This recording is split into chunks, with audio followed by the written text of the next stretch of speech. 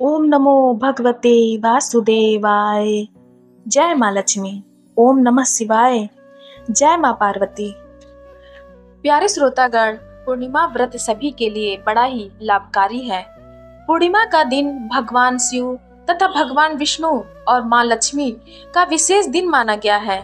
इस व्रत को करने से हमें भगवान विष्णु, महादेव तथा माँ लक्ष्मी का आशीर्वाद प्राप्त होता है। पूर्णिमा का व्रत सभी के लिए बड़ा ही लाभकारी है, चाहे वह धन की इच्छा करने वाला हो, विद्या की इच्छा करने वाला हो तथा सुख की इच्छा करने वाला हो और संतान की इच्छा करने वाला हो, सभी के लिए लाभप्रद है। यह 3 व्रत आपके लिए आपके जीवन में विशेष लाभकारी माने गए हैं। पहला एकादशी व्रत, दूसरा सोमवार व्रत और तीसरा पूर्णिमा का व्रत। पूर्णिमा का व्रत सभी कर सकते हैं, चाहे वह पुरुष हो या स्त्री या कन्या हो। तब चलिए सुनते हैं पूर्णिमा व्रत की यह व्रत कथा। द्वापर युग में एक समय माता यशोदा जी ने श्री कृष्ण से कहा, हे कृष्ण, तुम सारे संसार के उत्पन्न करता, पोषण तथा उसके संहार करता हो।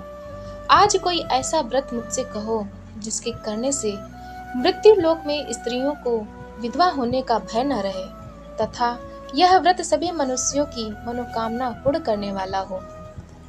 श्री कृष्ण कहने लगे, हे माता, तुमने अति सुंदर प्रश्न किया है। मैं तुमसे ऐसे ही व्रत को सविस्तार कहता हूँ। सौभाग्य की प्राप्ति के लिए स्त्रियों को 32 पूर्णिमाओं का व्रत करना चाहिए। इस व्रत को करने से स्त्रियों को सौभाग्य संपत्ति मिलती है। यह व्रत अचल सौभाग्य को देने वाला और भगवान शंकर के प्रति मनुष्य मात्र की भक्ति को बढ़ाने वाला है। यशोदा जी कहने लगी, हे कृष्ण, सर्वप्रथम इस व्रत को मृत्यु लोक में किसने किया था, इसके विषय में विस्तार पूर्वक मुझसे कहो। श्री कृष्ण जी कहने लगे कि इस भूमंडल पर एक अत्यंत प्रसिद्ध राजा चंद्रहास से पालित अनेक प्रकार के रत्नों से परिपूर्ण कातिका नाम की एक नगरी थी। वहाँ धनेश्वर नाम का एक ब्राह्मण था। उसकी स्त्री अति सुशील रूपवती थी। दोनों ही उस नगरी में बड़े प्रेम से साथ रहते थे। घर में धन धान्य आदि की कोई कमी नहीं थी। उनको एक बड़ा दुख था, उनके कोई संतान नहीं थी, जिस वजह से वह बहुत दुखी रहते थे। एक दिन एक बड़ा तपस्वी योगी उस नगरी में आया। वह योगी बाकी सभी घरों से भिक्षा मांगकर भोजन किया करता था, लेकिन उस ब्राह्मण के घर से भिक्षा नहीं मांगा करता था। एक दिन योगी गंगा किनारे भिक्षा मांगकर प्रेम पूर्वक खा रहा था कि धनेश्वर ने योगी को यह सब करते देख लिया। धनेश्वर योगी से बोला, महात्मन, आप सब घरों से भिक्षा लेते हैं, परंतु मेरे घर की भिक्षा कभी भी नहीं लेते। इसका कारण क्या है? योगी ने कहा कि निसंतान के घर की भीख पतितों के अन्न के तुल्य होती है और जो पतितों का अन्न खाता है वह भी पतित हो जाता है। चूंकि तुम निसंतान हो, अतः पतित हो जाने के भय से मैं तुम्हारे घर की भिक्षा नहीं लेता हूँ। धनेश्वर यह बात सुनकर अपने मन में बहुत दुखी हुआ और हाथ जोड़कर योगी के पैरों पर गिर पड़ा तथा अंतर्भाव से कहने लगा, हे महाराज, यदि ऐसा है तो आप मुझको पुत्र प्राप्ति का उपाय बताइए। आप सर्वज्ञ हैं, मुझ पर अवश्य ही यह कृपा कीजिए। धन की मेरे घर में कोई कमी नहीं है, परंतु मैं पुत्र न होने के कारण अत्यंत दुखी हूँ। आप मेरे इस दुख का हरण करें। आप सामर्थ्यवान हैं। यह सुनकर योगी कहने लगे, हे ब्राह्मण, तुम चंडी की आराधना करो। घर जाकर उसने अपने स्त्री से सब वृत्तांत कहा और स्वयं तप के निमित्त वन में चला गया। वन में जाकर उसने चंडी की उपासना की और उपवास किया। चंडी ने 16वें दिन उसको स्वप्न में दर्शन दिया और कहा, हे धनेश्वर, जा, तुझको पुत्र होगा, परंतु वह 16 वर्ष की आयु में ही मृत्यु को प्राप्त हो जाएगा। यदि तुम दोनों स्त्री पुरुष 32 पूर्णमासी का व्रत विधि पूर्वक करोगे तो वह दीर्घायु होगा। जितनी तुम्हारी सामर्थ्य हो, आटे के दिए बनाकर शिव जी का पूजन कर। तो पूरे 32 पूर्णमासी हो जाने चाहिए। प्रातः काल होने पर इस स्थान के समय भी तुम्हें एक आम का वृक्ष दिखाई देगा। उस पर तुम चढ़कर एक फल तोड़कर शीघ्र अपने घर चले जाना। अपनी स्त्री से सब वृत्तांत कहना। ऋतु स्नान के पश्चात वह स्वच्छ होकर श्री शंकर जी का ध्यान करके उस फल को खा लेगी। तब शंकर भगवान की कृपा से उसको गर्भ हो जाएगा। जब वह ब्राह्मण प्रातः काल उठा तो उसने उस स्थान के पास ही एक आम का वृक्ष देखा, जिस पर एक अत्यंत सुंदर आम का फल लगा हुआ था।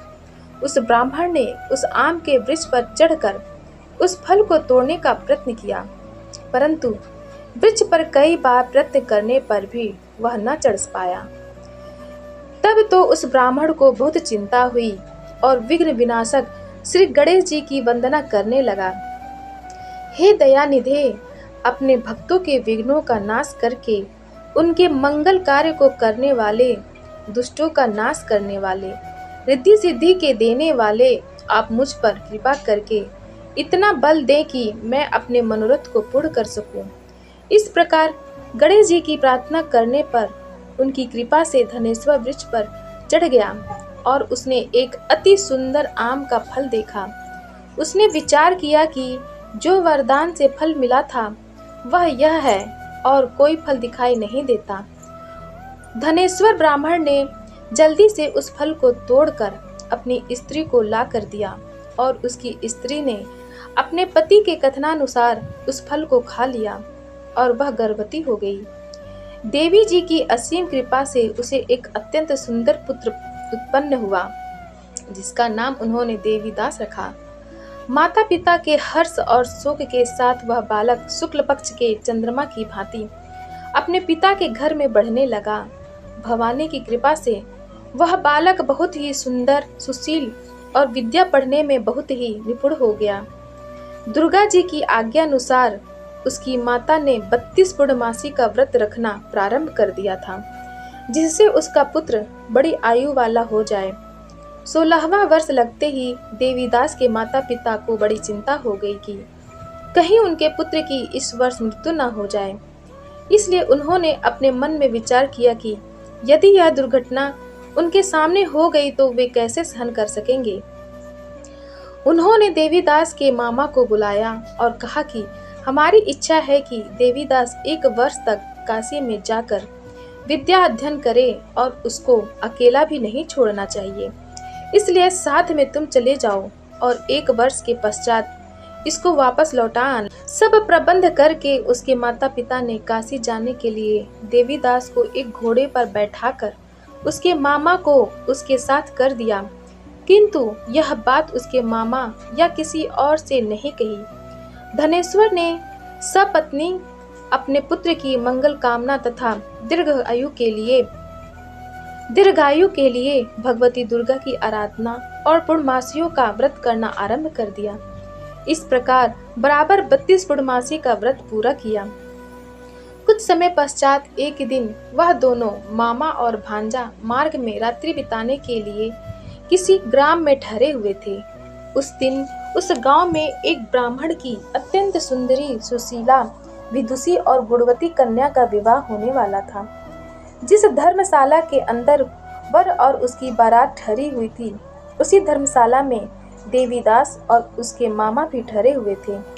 संयोगवश कन्या को तेल आदि चढ़ाकर मंडप आदि का कृत्य किया गया तो लग्न के समय पर वर को धनुर्वात हो गया। अस्तु वर के पिता ने अपने कुटुंबियों से परामर्श करके निश्चय किया कि यह देवीदास मेरे पुत्र जैसा ही सुंदर है, मैं इसके साथ ही लग्न करा दूं और बाद में विवाह के अन्य कार्य मेरे लड़के के साथ हो जाएगा।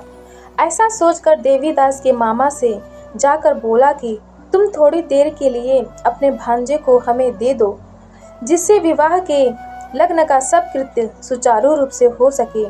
तब उसका मामा कहने लगा कि जो कुछ भी मधुपर्क आदि कन्यादान के समय वर को मिले वह सब हमें दे दिया जाए, तो मेरा भांजा इस बारात का दूल्हा बन जाएगा। यह बात वर के पिता ने स्वीकार कर ली। पत्नी के साथ वह भोजन न कर सका और अपने मन में सोचने लगा कि न जाने यह कैसी स्त्री होगी। वह एकांत में इसी सोच में गर्म निश्वास छोड़ने लगा तथा उसकी आंखों में आंसू भी आ गए।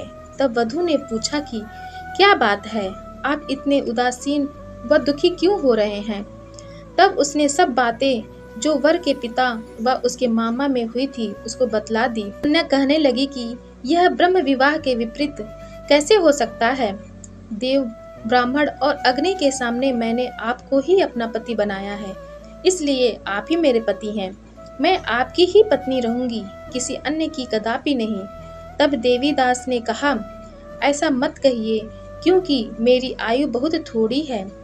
मेरे पश्चात आपकी क्या गति होगी, इन बातों को अच्छी तरह विचार लो। परंतु वह दृढ़ विचार वाली थी, बोली कि जो आपकी गति होगी वही मेरी गति होगी। हे स्वामी, आप उठिए और भोजन करिए, आप निश्चय ही भूखे होंगे। इसके बाद देवीदास और उसकी पत्नी दोनों ने भोजन किया तथा शेष रात्रि वे सोते रहे। प्रातः काल देवीदास ने अपनी पत्नी को 3 नगों से जड़ी हुई एक अंगूठी दी, एक रुमाल दिया और बोला, हे प्रिय, इसे लो और संकेत समझकर स्थिर चित्त हो जाओ। मेरा मरण और जीवन जानने के लिए एक पुष्प वाटिका बना लो, उसमें सुगंधी वाली एक 9 मल्लिका लगा लो, उसको प्रतिदिन जल से सींचा करो और आनंद के साथ खेलो कूदो तथा उत्सव मनाओ। जिस समय और जिस दिन मेरा मरणांत होगा, ये फूल सूख जाएंगे और जब ये फिर हरे हो जाएं, तो जान लेना कि मैं जीवित हूँ। यह बात निश्चय करके समझ लेना, इसमें कोई संशय नहीं है। यह समझा कर वह चला गया।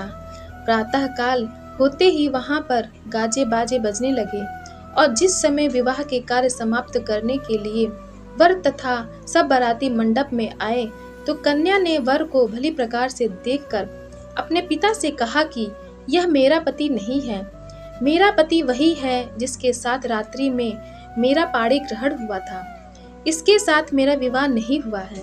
यदि यह वही है तो बताए कि मैंने इसको क्या दिया। मधुपर्क और कन्यादान के समय जो मैंने भूषणादि दिए थे उन्हें दिखाए तथा रात में मैंने क्या गुप्त बातें कही थी वह सब सुनाए। पिता ने उसके कथनानुसार वर को बुलाया। कन्या की यह सब बातें सुनकर वह कहने लगा कि मैं कुछ नहीं जानता। इसके पश्चात लज्जित होकर वह अपना समूह लेकर चला गया और सारी बारात भी अपमानित होकर वहां से लौट गई। भगवान श्री कृष्ण बोले, हे माता, इस प्रकार देवीदास काशी विद्या अध्ययन के लिए चला गया। जब कुछ समय बीत गया तो काल से प्रेरित होकर एक सर्प रात्रि के समय उसको डसने के लिए वहां पर आया। उस विषधर के प्रभाव से उसके शयन का स्थान चारों ओर से विष की ज्वाला से विषैला हो गया, परंतु व्रतराज के प्रभाव से उसको काटने ना पाया, क्योंकि पहले ही उसकी माता ने 32 पूर्णिमा का व्रत कर रखा था। इसके बाद मध्याह्न के समय स्वयं काल वहां पर आया और उसके शरीर से उसके प्राणों को निकालने का प्रयत्न करने लगा, जिससे वह मूर्छित होकर पृथ्वी पर गिर पड़ा। भगवान की कृपा से उसी समय पार्वती जी के साथ श्री शंकर जी वहां पर आ गए। उसको मूर्छित दशा में देखकर पार्वती जी ने भगवान शंकर से प्रार्थना की कि हे महाराज, इस बालक की माता ने पहले 32 पूर्णिमा का व्रत किया था, जिसके प्रभाव से हे भगवान आप इसको प्राण दान दें। भवानी के कहने पर भक्त वत्सल भगवान श्री शिव जी ने उसको प्राण दान दे दिया। इस व्रत के प्रभाव से काल को भी पीछे हटना पड़ा और देवीदास स्वस्थ होकर बैठ गया। उधर उसकी स्त्री उसके आने की प्रतीक्षा किया करती थी। जब उसने देखा कि उस पुष्प वाटिका में पत्र पुष्प कुछ भी नहीं रहे तो उसको अत्यंत आश्चर्य हुआ, और जब वह वैसे ही हरी भरी हो गई तो वह जान गई कि वह जीवित हो गए हैं। यह देखकर वह बहुत प्रसन्न मन से अपने पिता से कहने लगी कि पिताजी, मेरे पति जीवित हैं, आप उनको ढूंढिए। जब 16वां वर्ष व्यतीत हो गया तो देवीदास भी अपने मामा के साथ काशी से चल दिया। इधर उसे ससुर उसको ढूंढने के लिए अपने घर से जाने वाले ही थे कि वह दोनों मामा भांजा वहां पर आ गए। उसको आया देखकर उसका ससुर बड़ी प्रसन्नता के साथ अपने घर में ले आया। उस समय नगर के निवासी भी वहां इकट्ठे हो गए और सबने निश्चय किया कि अवश्य ही इसी बालक के साथ इस कन्या का विवाह हुआ था। उस बालक को जब कन्या ने देखा तो पहचान लिया और कहा कि यह तो वही है जो संकेत करके गया था। तदुपरांत सभी कहने लगे कि भला हुआ जो यह आ गया, और सब नगरवासियों ने आनंद मनाया। कुछ दिन बाद देवीदास अपनी पत्नी और मामा के साथ अपने ससुर के घर से बहुत सा उपहार लेकर अपने घर के लिए प्रस्थान किया। जब वह अपने गांव के निकट आ गया तो कई लोगों ने उसको देखकर उसके माता पिता को पहले ही जाकर खबर दे दी कि तुम्हारा पुत्र देवीदास अपनी पत्नी और मामा के सहित आ रहा है। ऐसा समाचार सुनकर पहले तो उन्हें विश्वास ही नहीं हुआ, किंतु जब और लोगों ने भी आकर उनकी बात का समर्थन किया तो उनको बड़ा आश्चर्य हुआ। लेकिन थोड़ी देर में देवीदास ने आकर अपने माता पिता के चरणों में अपना सिर रखकर प्रणाम किया और उसकी पत्नी ने अपने सास ससुर के चरणों को स्पर्श किया तो माता पिता ने अपने पुत्र और पुत्रवधू को अपने हृदय से लगा लिया और दोनों की आंखों में प्रेमाश्रु बह चले। अपने पुत्र और पुत्रवधू के आने की खुशी में धनेश्वर ने बड़ा भारी उत्सव किया और ब्राह्मणों को भी बहुत सा दान दक्षिणा देकर प्रसन्न किया। श्री कृष्ण जी कहने लगे कि इस प्रकार धनेश्वर 32 पूर्णिमाओं का व्रत के प्रभाव से पुत्रवान हो गया। जो भी स्त्रियां इस व्रत को करती हैं वे जन्म जन्मांतर में वैधव्य का दुख नहीं भोगती और सदैव सौभाग्यवती रहती हैं। इसमें कोई संदेह नहीं मानना।